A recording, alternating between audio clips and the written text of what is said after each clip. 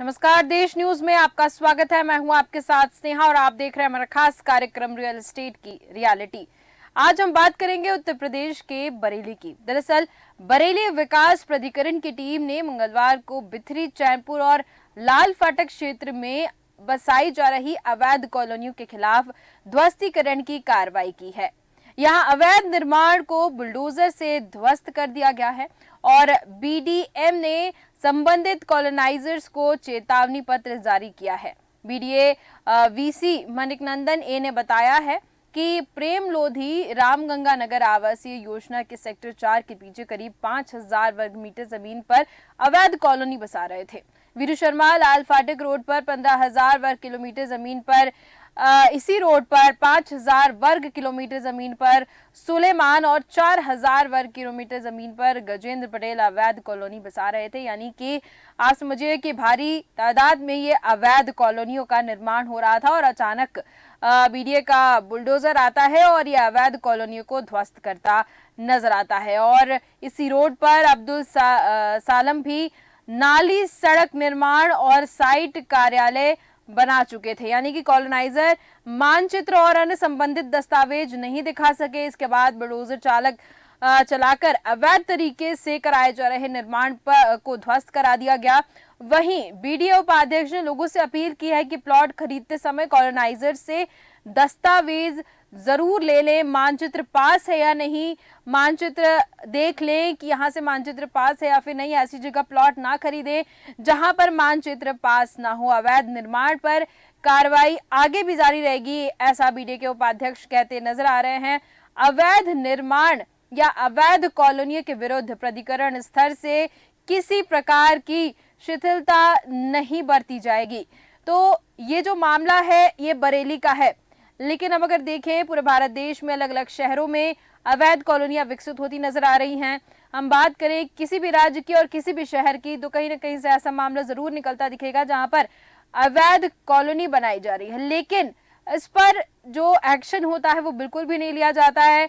मामला जो है मीडिया के संज्ञान में आ जाता है। हालांकि यहाँ पर बुलडोजर तो चल गया, लेकिन जो कॉलोनाइजर है जिन्होंने इतनी हिम्मत करी कि बिना लेआउट प्लान के वहां पर कॉलोनी बसाने की अगर हिम्मत की है तो उनके खिलाफ भी कुछ ना कुछ एक्शन होना चाहिए, जो कि यहाँ पर कॉलोनाइजर्स या फिर हम बिल्डर्स कहें वो अक्सर बचते हुए नजर आते हैं।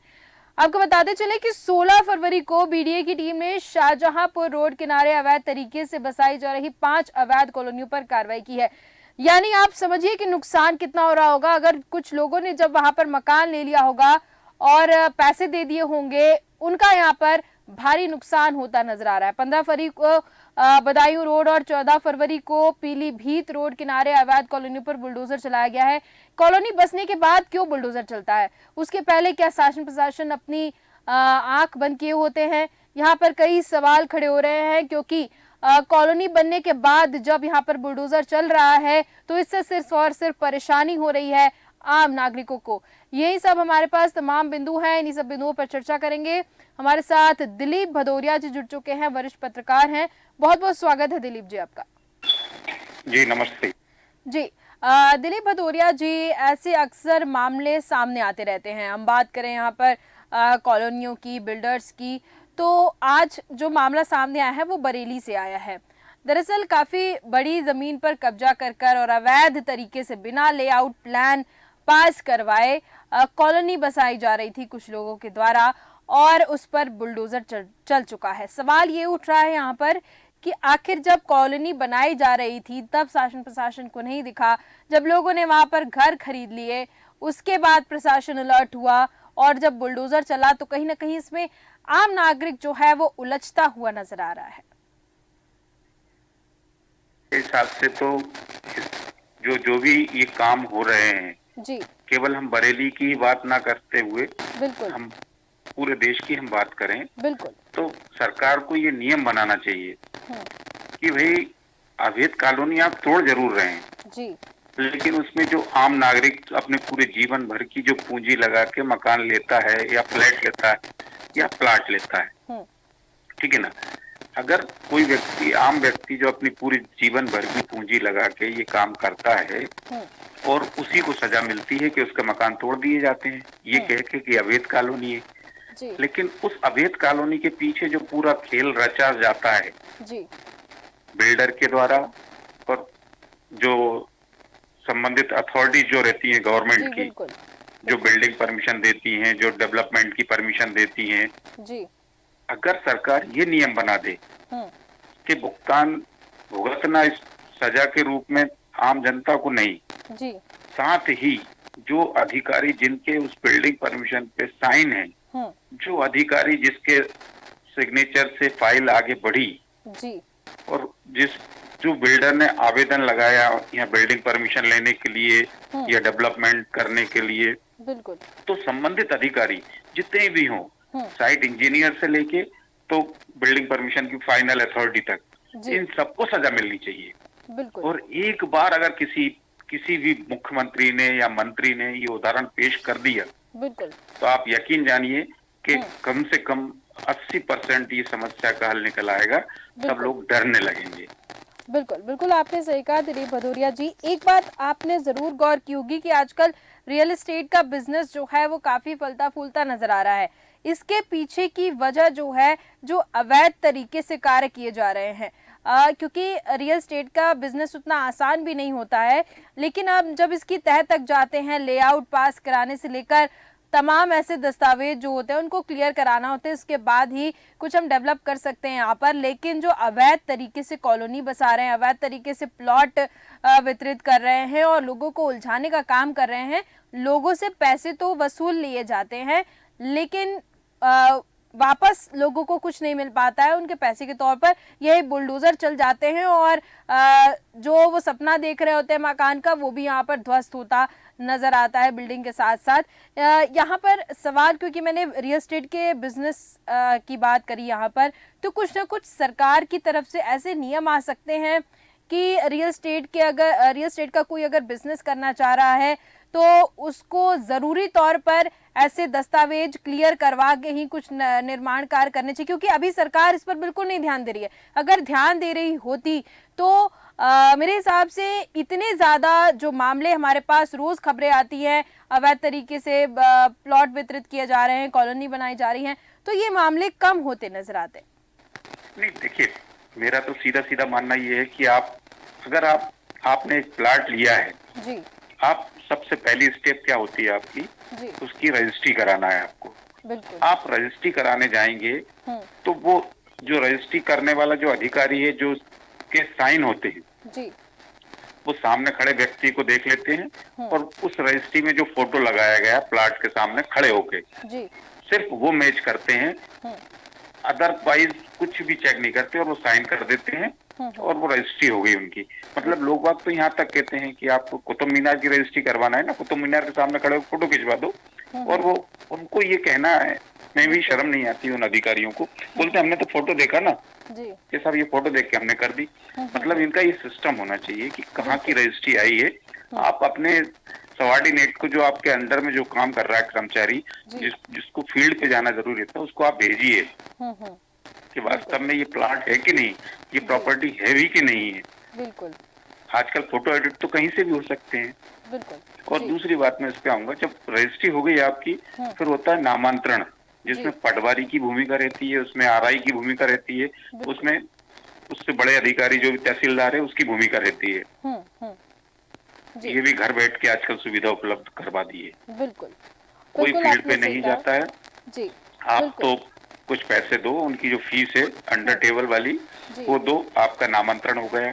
उसके बाद बारी आती है, आप बिल्डिंग परमिशन के लिए आप एप्लीकेशन लगाते हैं। तो बिल्डिंग परमिशन के लिए भी कोई भी व्यक्ति अगर आता है तो उसको अंडर टेबल, उसको सुविधा अनुसार उसकी सेवा कर दी जाती है। आपकी बिल्डिंग परमिशन एक स्टेप आगे बढ़ गई। फिर आपकी उस जो बिल्डिंग परमिशन देने वाले अथॉरिटीज जो हैं, उनके इर्द गिर्द वो व्यक्ति चक्कर लगाता है। और अगर कोई बिल्डर है जो पूरी कॉलोनी डेवलप करने के लिए जो बिल्डिंग ग्रुप में बिल्डिंग परमिशन लेता है, तो उसको चक्कर लगाने की जरूरत नहीं पड़ती, वो अधिकारी खुद उनके यहाँ चक्कर लगा लेता है। बिल्कुल। तो ये बड़ी एक ऐसी समस्या बनी हुई है अपने देश के लिए। जब तक ये करप्शन खत्म नहीं होगा, तब तक कठोर कानून नहीं बनेगा, तब तक आम जनता को ये भुगतान करना ही पड़ेगा। जी बिल्कुल, क्योंकि यहाँ पर हमेशा आम जन ही परेशान होते नजर आते हैं। जैसा कि आपने बात कही अभी अंडर टेबल की, जैसे कि आपने जिक्र किया, तो एक सवाल इसमें ये भी उठ रहा है कि क्या बिना अंडर टेबल के कोई भी सरकारी काम पॉसिबल नहीं है भारत देश में? नहीं है, नहीं है। मैं तो खुद मैं ये दावा कर सकता हूँ कि जो कहीं प्लाट नहीं है जी, कहीं से भी फोटो एडिट करके आप उसका प्लाट बना दो जी, और मैं उसकी रजिस्ट्री करवा के उसकी बिल्डिंग परमिशन मैं करवाने में सक्षम हूँ। यानी कि मैं सक्षम इतना हूँ उस ज्यादा बात के लिए। फ्रॉड जो है वो रियल एस्टेट के फील्ड में हो चुका है कि अगर आम नागरिक सावधानी रखते हुए अगर प्लॉट या घर ना खरीदे तो काफी बड़े जाल में फंस सकते हैं यहाँ पर। बिल्कुल फंस सकते हैं। और इसका जो मैंने एक बार अभी शुरुआत में ये भी बोला था कि अधिकारियों को सजा का प्रावधान होना चाहिए, सिर्फ नीचे से लेके ऊपर तक सभी अधिकारी। केवल सस्पेंड नहीं करना चाहिए इनको जी। केवल सस्पेंड करने से ये रहता है कि वो तो उनको आधी सैलरी मिलती रहती है और बाद में बहाल भी हो जाते हैं। इनको मिलने चाहिए आर्थिक रूप से जो नुकसान सामने वाली आम जनता को होगा पूरी भरपाई ये लोग करेंगे। बिल्कुल, फिर देखिए आप कैसे सुधार होता है इनमें। बिल्कुल, लेकिन बात तो यही है और मैं कह सकती हूँ विडंबना यही है कि ना कोई सरकार ना ही कोई मंत्री, मैं सभी पार्टियों की भी बात करूं, किसी की तरफ से अगर रियल एस्टेट की बात करूं तो इसको लेकर कोई पहल नहीं है। प्रधानमंत्री आवास योजना जरूर है, काफी लोगों को लाभ भी इसमें मिला है, लेकिन कहीं ना कहीं प्रधानमंत्री आवास योजना में भी बहुत सी घपलेबाजी देखने को मिली है, बहुत फ्रॉड देखने को मिला है। यानी कि जिस तरीके से मोदी जी का अगर सपना है कि सभी के पास घर हो, तो यहाँ पर अवैध तरीके से लोगों ने पैसे मंगवा लिए हैं, दूसरे के नाम पर पैसे मंगवाकर पैसे वसूली का भी काम करते यहाँ पर लोग नजर आए हैं। तो जैसा कि सरकार दावा करती रहती है, यहाँ पर किसी की भी बात करूं, भारतीय जनता पार्टी की बात करूं, कांग्रेस पार्टी की बात करूं, तो इसमें आम जन जो अपने घर का सपना देखते हैं कहीं ना कहीं ठगे जा रहे हैं और हर तरीके से, चाहे वो प्रधानमंत्री आवास योजना के तहत घर ले रहे हो, चाहे वो प्राइवेटाइज्ड किसी बिल्डर से घर ले रहे हो, यहाँ पर किसी भी तरीके से आम जन को परेशानी हो ही रही है। देखिए आपने अच्छा ये प्रधानमंत्री आवास योजना का ये जिक्र किया, इसके लिए मैं और थोड़ा आगे आपको इसको बता दूं जी। प्रधानमंत्री आवास योजना की, मैं जिस शहर में, भोपाल शहर में, मध्य प्रदेश की राजधानी में बैठा हुआ हूँ, यहाँ पे प्रधानमंत्री आवास योजना के 3 या 4 प्रोजेक्ट चल रहे हैं जी। और एक प्रोजेक्ट शायद कंप्लीट भी हो गया है, लेकिन अभी पोजीशन की स्थिति में नहीं पहुंच पाया है जी। उसमें ही अगर इन लोगों से लिस्ट मांग ली जाए ना, नगर निगम वालों से जी, तो उस लिस्ट में आप देखेंगे जिनके 3-3, 4-4 मकान पहले से हैं, जिनके बंगले हैं भोपाल शहर में, वो भी प्रधानमंत्री आवास योजना में मकान लेके बैठे हुए हैं वो जी। तो ये सिस्टम गलत है ना। बिल्कुल, बहुत गलत है भाई। प्रधानमंत्री की सोच ये है कि हर व्यक्ति के पास घर होना चाहिए। तो इसका ये मतलब नहीं कि हर व्यक्ति के पास 5-5 घर होना चाहिए जी। बिल्कुल भाई, जिसके पास नहीं है उसी को आप दोगे ना जी। ये नियम बनना चाहिए। बिल्कुल, नियम तो देखिए, वैसे तो प्रधानमंत्री आवास योजना नाम है तो प्रधानमंत्री की यहाँ पर छवि एकदम धूमिल होती नजर आ रही है, क्योंकि जो लाभार्थी हैं वो सेटिस्फाइड नहीं है। कहीं ना कहीं प्रधानमंत्री आवास योजना के तहत इस तरीके के फ्रॉड भी होते नजर आ रहे हैं कि जो संबंधित अधिकारी हैं वो लोगों से गलत तरीके से पैसे वसूल रहे हैं। आपको 2nd फ्लोर पे घर चाहिए, 3rd फ्लोर पे घर चाहिए, तो आप इतना पैसा और एक्स्ट्रा देंगे तो आपको यहाँ पर घर मिल जाएंगे। यानी कि आप समझिए दिलीप भदौरिया जी की बहुत बुरी तरीके से प्रधानमंत्री आवास योजना की धज्जियां उड़ाई जा रही है यहाँ पर। ये कर्मचारी लोग तो इस बात का भी दावा कर देते हैं कि आप अंडर टेबल हमें इतना दे दीजिए, हम तो लॉटरी सिस्टम में आपका नाम निकाल देंगे। बताइए, मतलब लॉटरी सिस्टम में भी नाम निकालने की गारंटी आप कहीं समझते हैं क्या जी। और फिर वही बात आती है कि मोदी जी की गारंटी। बिल्कुल बिल्कुल। तो ये प्रधानमंत्री की छवि को ये लोग, पूरा सिस्टम, ये लोग उनका धूमिल कर रहे हैं, उनकी इमेज को डाउन कर रहे हैं ये लोग। बिल्कुल, कहीं ना कहीं उनकी इतनी अच्छी योजना है और अगर योजना का लाभ, क्योंकि वो जनसभा को जब संबोधित करते हैं तो हमेशा प्रधानमंत्री आवास योजना का जिक्र करते हैं और बताते भी हैं कि इतने लाभार्थियों को इसमें लाभ मिला है, लेकिन उनकी छवि को यहाँ पर धूमिल किया जा रहा है। वैसे हम बात यहाँ पर अभी कर रहे थे बरेली की, और बाकी जगह जो हालात हुए पड़े हैं कॉलोनी की और बिल्डर्स की। एक और इसमें सवाल मैं आपसे उसका जवाब जानना चाहूँगी दिलीप भदौरिया जी, कि अगर किसी बिल्डर के खिलाफ कुछ लोग जाते हैं, रेरा के पास जाते हैं और डिमांड करते हैं कि हमारे साथ ये गलत हो रहा है, और सारे अधिकारी जो होते हैं, तमाम बड़े अधिकारी, उन तक बात पहुंच जाती है, लेकिन उसके बाद भी बिल्डर के ऊपर कोई कार्रवाई नहीं होती है, उसके बाद आमजन के पास क्या ऑप्शन बचता है? इसमें तो ये जो आपने शब्द इससे पहले इस्तेमाल किया था, विडंबना जी, ये विडंबना शब्द ऐसा है कि हम भारत देश के हर डिपार्टमेंट में ये विडंबना हो गई है जी, कि कोई भी अधिकारी, हम एक छोटा सा उदाहरण देता हूँ, जी, नगर निगम का कोई अधिकारी जिस सड़क से, जिस मोहल्ले में रहता है, जिस सड़क से रोज निकलता है, जी, उस सड़क की समस्याओं को नहीं देखता कि यहाँ पे कितने लोगों ने अवैध कब्जे किए हुए हैं, कितने लोगों ने अतिक्रमण किया हुआ है। जी, जब हम एप्लीकेशन देते हैं तो उनका स्टेटमेंट ये रहता है कि अब आपने शिकायत की है, हम संज्ञान में लाएंगे, हमारी जानकारी में कुछ नहीं था। बिल्कुल, मतलब इतनी बेवकूफी भरे बयान रहते हैं इन लोगों के कि भाई जो व्यक्ति जिस मोहल्ले में रह रहा है, आप जिस कॉलोनी के गेट से आप निकलते हैं, उस कॉलोनी के गेट पे जो अवैध निर्माण हुआ है और जहां आपका फील्ड ऑफिसर घूमता है, दिन रात घूमता है, जी, जी, जो आपके डिपार्टमेंट का सुपरवाइजर है, जी, जो सफाई कर्मचारियों को वहाँ दिन रात ड्यूटी पे देखता है, चेक करता है, उसकी जानकारी में भी नहीं रहता क्या ये? एक्चुअल में ये लोग खुद से कुछ काम करना चाहते नहीं है। जब इनके पेट पे लात पड़ती है ना, तब इनको समझ में आती है। बिल्कुल, और पेट पे लात आर्थिक रूप से पड़नी चाहिए, तो इन लोगों को थोड़ा समझ में आएगा कि नियम कायदे क्या होते हैं और हमको किस कायदे में रह के काम करना चाहिए जो वास्तव में जनता के फायदे के लिए काम होते हैं। बिल्कुल, बिल्कुल आपने सही कहा। एक आखिरी सवाल और यहाँ पर उठता नजर आ रहा है कि जब हम यहाँ पर रियल एस्टेट की बात कर रहे हैं और प्रॉपर्टीज़ की बात कर रहे हैं, तो सवाल ये उठ रहा है कि आखिर जब इतनी परेशानियों का सामना करना पड़ रहा है लोगों को, चाहे वो किसी भी ज़रिए, अगर आप प्लॉट खरीदना चाहें, मकान खरीदना चाहें, तो फिर कहीं ना कहीं ये इस हद तक जो करप्शन बढ़ गया है, हम भ्रष्टाचार की अगर बात करें, इस हद तक इस फील्ड में बढ़ता हुआ नज़र आ रहा है। इस पर सरकार को बहुत अच्छे से पता होगा कि क्या होता नज़र आ रहा है, लेकिन कोई भी सरकार, कोई भी राजनेता, कोई भी नेता, कोई भी जनप्रतिनिधि कुछ भी बोलने को इस पर तैयार नहीं होते हैं। तो कहीं ना कहीं हम ये मान के चल सकते हैं क्या दिलीप भदौरिया जी कि ये जो बिल्डर्स के इतने हौसले बुलंद हैं, या फिर हम बात करें अगर रेरा कोई एक्शन नहीं ले रहा है, तो कहीं ना कहीं इनके ऊपर अच्छा खासा राजनीतिक संरक्षण है, जिस वजह से ये लोग इतने कॉन्फिडेंट नजर आते हैं? रूप से, क्योंकि जो बड़े ग्रुप जो रहते हैं रियल एस्टेट में जी, उन लोगों का सीधा सीधा कांटेक्ट रहता है।